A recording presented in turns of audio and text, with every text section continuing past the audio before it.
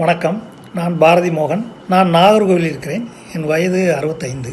சித்த முத்திரையை பற்றி நான் முதலில் தெரிந்து கொண்டது யூடியூப் வழியாகத்தான். நம்முடைய வாழ்வியலின் மூதாதையர்களான சித்தர்கள் ஆராய்ந்து அனுபவித்து கண்டுபிடித்த இந்த சித்த முத்திரையின் நுணுக்கங்களை, பயிற்சி முறைகளையும் மிக எளிமையாக இந்த 100 நாட்கள் வகுப்பில் நான் கற்றுக்கொண்டேன். எனக்கு ருமட்டாய்டு ஆர்த்தடிஸ் ஆரம்ப நிலையில் இருந்தது.